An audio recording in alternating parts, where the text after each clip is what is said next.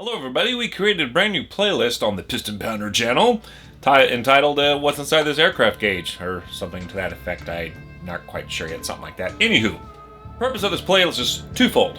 One, for those like me who are just naturally curious and wanted to see what's inside, what makes them tick, what do they look like, to satisfy some of your curiosity. And number two, for people like me who want to build their own HomeSim real cockpit for their enjoyment and pleasure, so we can figure out how to reverse engineer them and adapt them to the flight simulator. Some people have done it already, including Captain Bob. Does great work, does good reproduction, and make them fully functional. However, there are some differences I like to throw on a flight sim cockpit gauge to make them my own. Just a little bit different, a little bit different stuffs. So, we're going to see what's inside these. We're going to start this series off, I guess, with opening up these VOR indicator gauges, and we're going to see what's inside of them. Now, before we bust these completely open, I like to say that there's basically two types. Okay, this is the old narco style. This is like World War II, post-World War II. I want to say 1950s, perhaps. There's not an exact date on here. These gauges sweep a little bit differently than your newer style. This is an ARC made by our division of Cessna. Oh, yeah. The third one, if we had a third one here, would be your King Bendix style, which those of you who fly the 172 and the 182 Cessnas, you'll see it's kind of akin to that, except we still have a to and from card here for your radials. For all intents and purposes, I don't need a third one. I tried picking that up as a parts gauge set, and even the parts one's not working. Go well over a couple $100. I'm going, yeah, no, I'm not having any of that nonsense. And this one cost me $25. I think this one was around $50. And the big difference between the newer style, I like to say it, and the old World War II types with your blue and yellow indicators here is how the gauges sweep. Now, old school style, the gauges would sweep, they would pivot in the center. They go up and down like this. And they also pivot from side to side like this. And you'll see the demonstration here once we tear it out. The newer style here, as I like to call her, your Bendix/King style, the whole needle will actually go up and down and left and right. Everything is still displayed the same. You got your to, from, you got your flags here, which we'll actuate those by hand. We'll show you a little bit more in depth. But basically, that's the primary difference between the old stuffs and the little bit newer stuffs. And we can replicate a King Bendix on here without much fuss. I just needed to see the bevel plate in the middle once we see it, because it has to curve so the needle can go over and under the hump. And so basically that's your two basic styles. We'll start with the newer style first, and then we'll see what a hot mess express the circuitry is in here on the old style, how they used to do it. It's kind of frightening. So let's set the old narco one off here. Side. I don't know if I'm pronouncing that right, but that's all right. And we're going to go ahead and start with a slightly newer style here. First of all, we'll take off the cover. I've already removed a lot of these components, that's why these gauges are a little bit loosey-goosey and sloppy, just to help speed up this video making process. All right. There's a lot of witchery here. A lot of witchery going on. Now, I'm a simple auto mechanic. I'm not going to even pretend to know what half of this stuff is. I'm looking towards more of mechanical workflow, how this works. This is a very typical common site. In fact, actually, what a lot of the flight simulator home cockpit builders are using. I'm just starting on my journey myself. This is how they use. They stack these cards up, like the guy from the Warthog project on YouTube. Similar thing. You're stacking plates up so you can add more and more stuffs, right? So obviously, the brain box would be towards the back half. Your encoders and your actuators and stuff like that. Your motors. They are located up towards the front, the action packed, so more of inputs, and this would be your computations. There's a lot of stuff. Let me give you some close and zoom in shots here for you. I am always blown away by the engineering that goes into these things. It is just incredible. Again, I wish I could show you, or wish I can tell you what every single flipping component is, but I cannot do that. This one, the wheel has not been disabled, so obviously we can select our degrees for our radial. And it's connected down to here. I don't know, that must be an encoder wheel of sorts. And I should say, if the old graybeards or people who have worked on this in the past, please let us know. Chime in and see what you're saying, see what I'm pointing at, and label them, and talk about it. I encourage that. Again, that's the front. This is the other side. We got our needles. We got our needles right here. This one is loose. So these two tiny motors is what actuates the needle. Okay. So if we go to here, this one, the top one, I kind of busted a little bit, so it's kind of wonky here. So I had to take the faceplate off.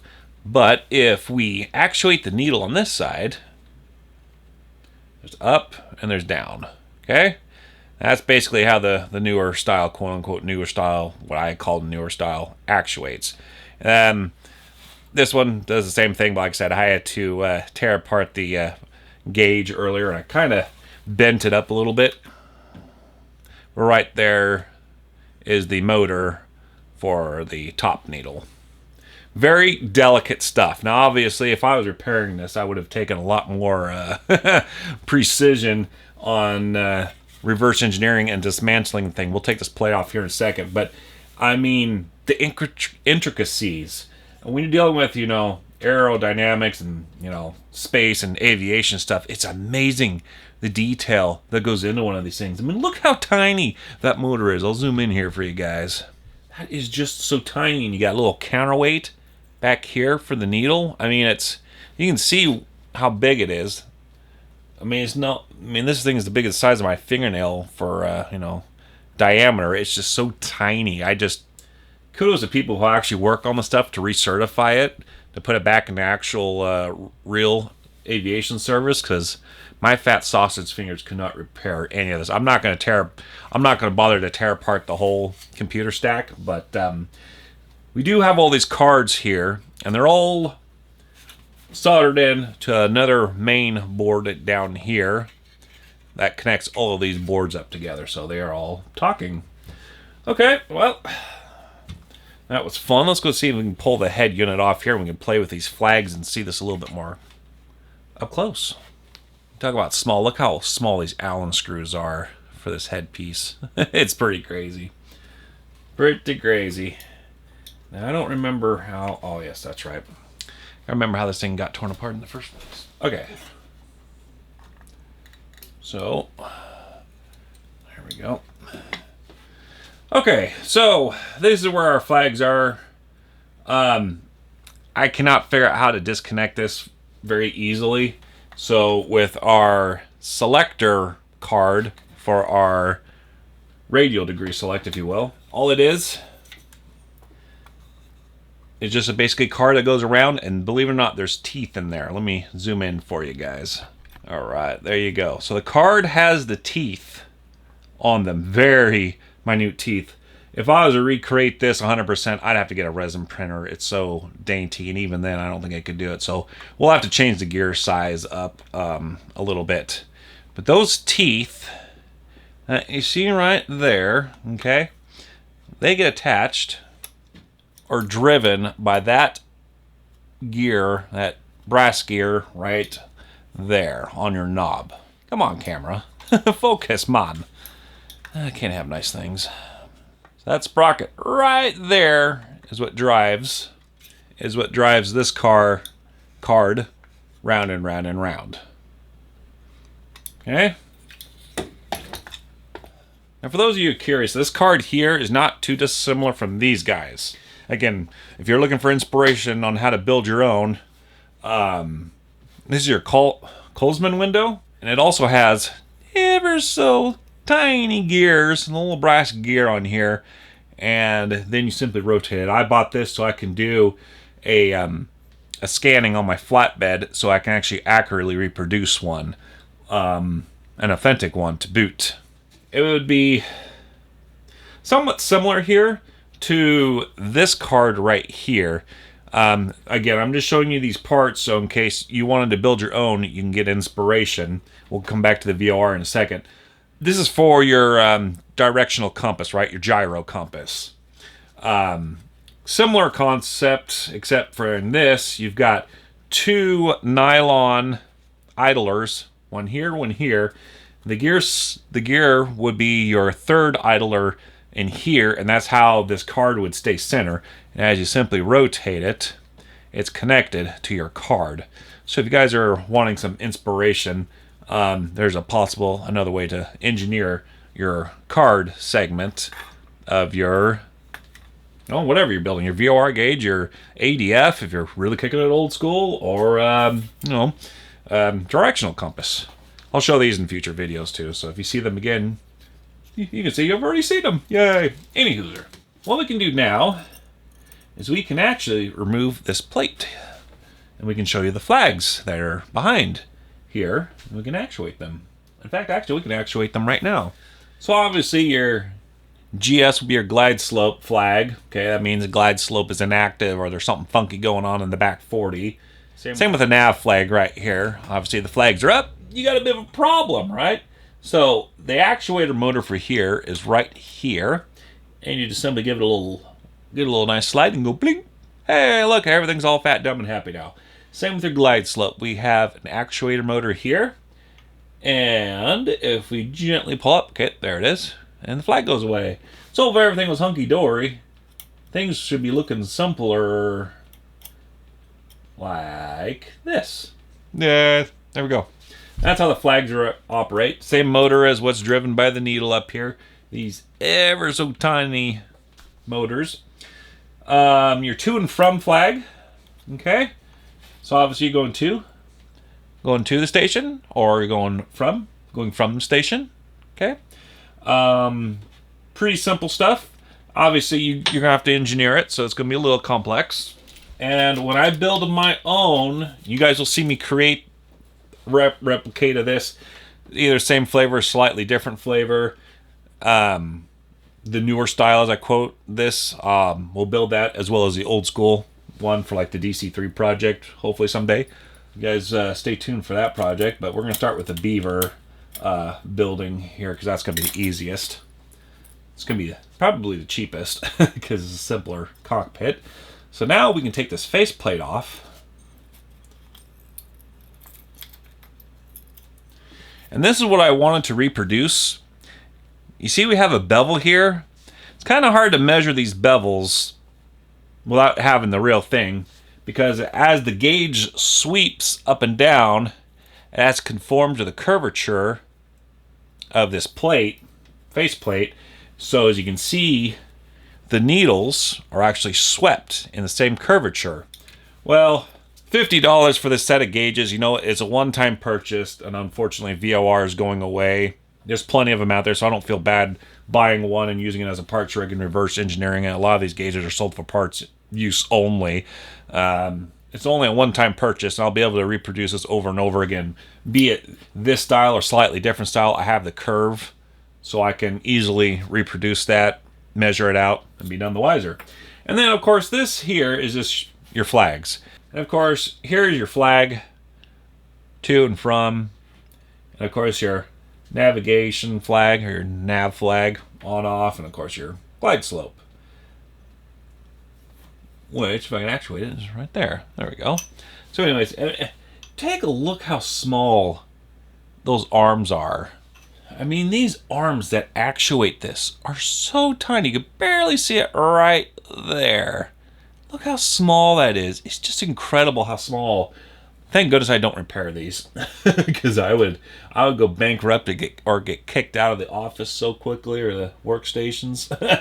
Yeah, there's no way these fat dumb fingers would be able to work on this. So, anyways, that's basically what's inside the newer style VOR. There's really nothing much else to tear down. You just got a whole bunch of, circuit boards all soldered in, connected to each other. Looks like we've got some encoders here. Tells the brain box where we've dialed in our card. That's basically what we got. And there's the back of it. Aircraft Radio and Control, a division of Cessna Corporation. So is this Boontown, New Jersey? Boonton, New Jersey? I don't know. I'm not an East Coast person. I'm a Northwesterner here, there, don't you know? That pretty much covers. Cover. Sorry. Covers the slightly newer style. Now we're going to get into the old school stuff, and you're going to see how disorganized this thing is. It's kind of crazy. Or now we're kicking to some narco stuff. I don't know if it's NACO. I don't know how you technically pronounce it. There's your data connector. You can see we're getting into some pretty primitive stuff here. There's our serial number.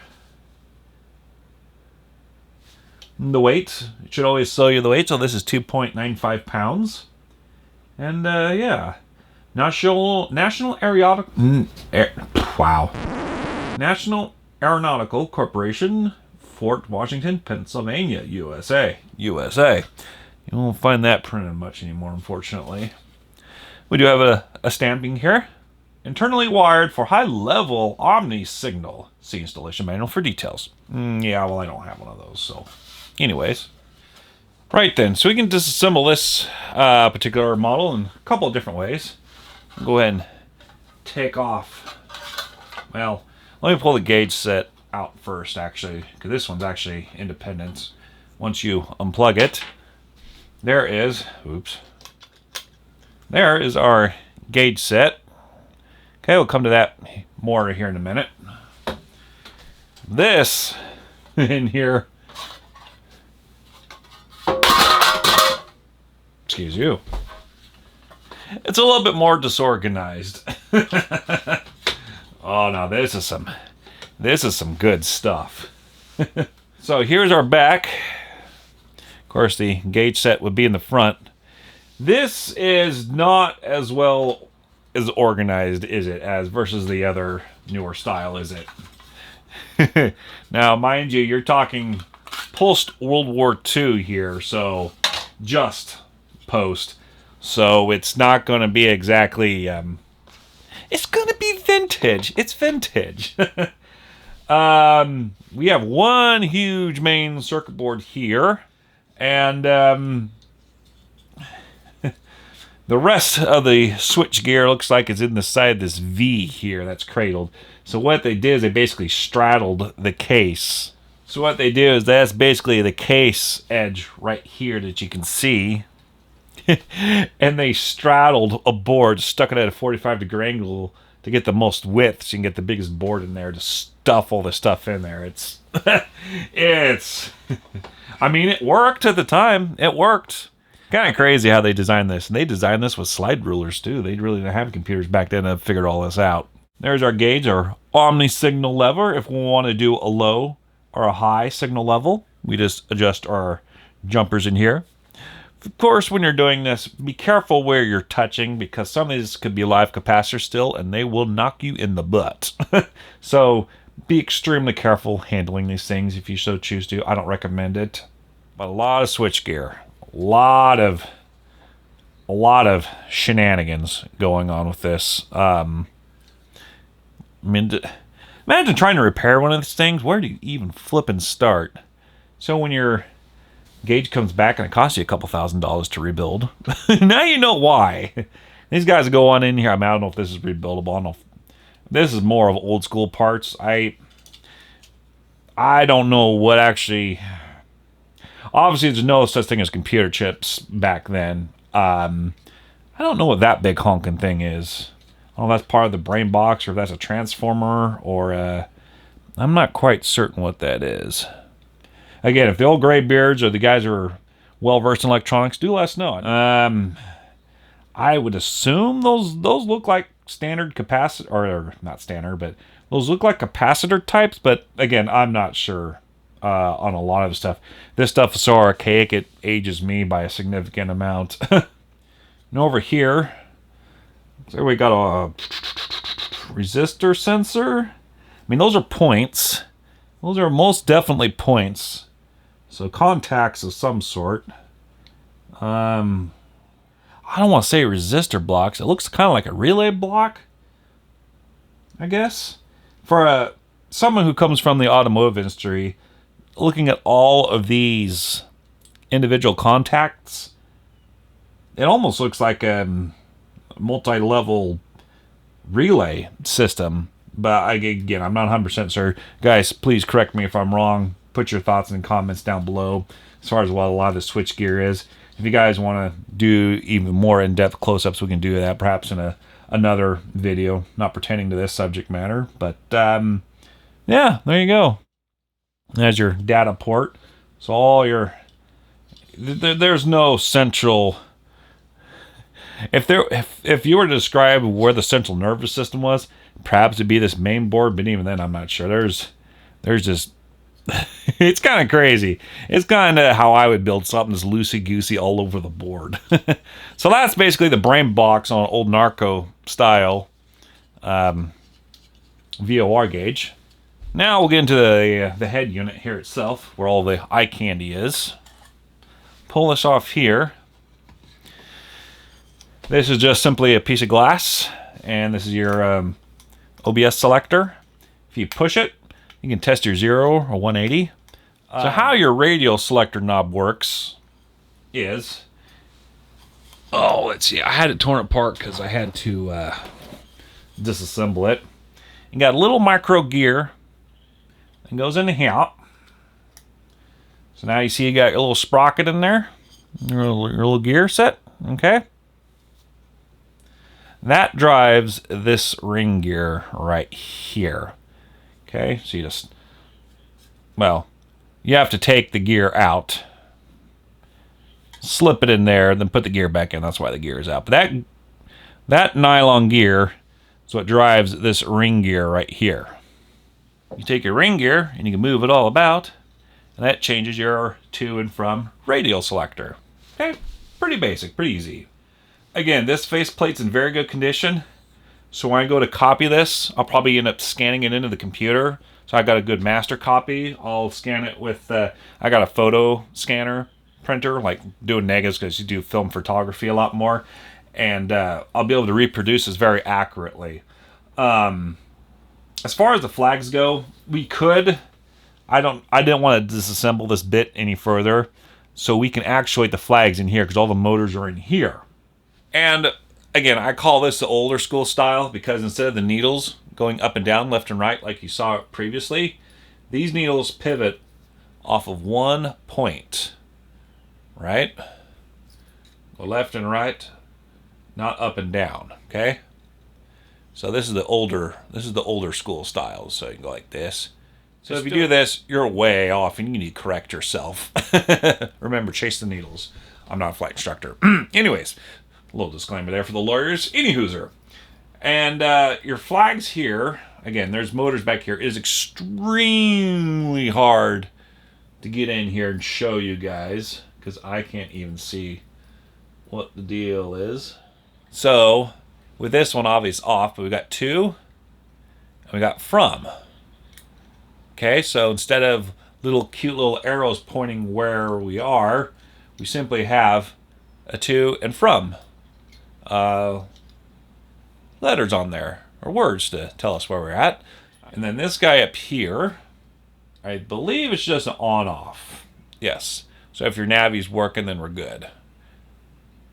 This would be, I would assume, for your glide slope, because the needle goes up and down. So I would assume this is your glide slope flag, and that's your navigation flag. Actually, it could be vice versa. I don't know. One of these is one of the flags. So if you see one of the flags on there, you know something's bonkers. So, honestly, there's not much else to see there. Again, very intricate work on the inside. And the other flag is in there. But like I said, this is so incredibly tight. We're not going to have to get near this level. Oh, there's a from flag. We don't have to get near this tight for precision because, well, we're not worried about weight and balance, nor we have to worry about the computation because MobiFlight does all of this heavy lifting work. But in a real airplane, that's how precise things have to be. Everything is just so tight, so small, so precise. There you go. There's the The new school versus the old school. Or rather, older school versus the slightly newer school. Honestly, I'm really looking forward to engineering these, or backward engineering these things. All the gauges you see here, I'm going to reproduce from a flight simulator, so you guys will see me actually building the flight simulator version of this. I'll more or less go step by step on how I do mine specifically. I might borrow a few ideas from like Captain Simbob and a few others, but I want to put my own touches on it already, such as lighting and engraving and a few other odds and ends to make this realistic as practicable. So I will walk you guys through the most of the process. I'm saving up for some 3D printers. I'm currently saving up for some 3D printers to do something this finesse, if you will. It's going to take a resin printer to accurately reproduce these for close tolerances. VOR gauge work, there's a lot of stuff that gets crammed inside of there, so it'll be a minute before we actually start building these, but I will build them online. We'll do 3D CAD, so I'll show you how the basics on how we make something from nothing as far as printing out these bezels and just how I engineer it. But my goal is to basically show you these gauges, how they work in real life, and in future videos, how I'm going to reproduce them more or less from start to finish. The printing process, the testing process, the programming process. We're going to use Movie Flight because that's open source software, which is great. You're not locked down to any one proprietary software, so it'll always go on and on and on, and more improvements as well. And you built it yourself, which means, in theory, you know how it ticks a lot more, so you can fix it yourself. Anyways, I hope you guys enjoyed this little session where we bust open some VORs and take a look at how incredibly complex they are. Ours are not going to be nearly as complex, just the engineering to create the flags and the, your card selector. I've already figured out in my brain how I want to do it. I just got to get some 3D printers and AutoCAD some stuff, or 3D CAD some stuff, and go from there. So, thank you for watching, and welcome to all the new subscribers to this channel. And my plan is to build multiple RealSim cockpits, not just stuck to the Beaver. I like tail draggers. Obviously, we're piston pounder. We're going old school. Yes. I'm ranting and raving again. This is where a lot of people click off, but for those of you who are still watching, cool. Yes, I'm a madman. But we'll start with the Beaver. My plan is to also do the DC-3. That would be great to do that build, and if possible, the DC-6 build as well. But that's getting way in over my head. We're going to do something simple as the Beaver, get the channel established, hopefully monetize it so we can feed you guys even more awesome content in the future as far as both cockpit sim building and flying in it. Absolutely. So, thanks for watching. We'll see you guys later.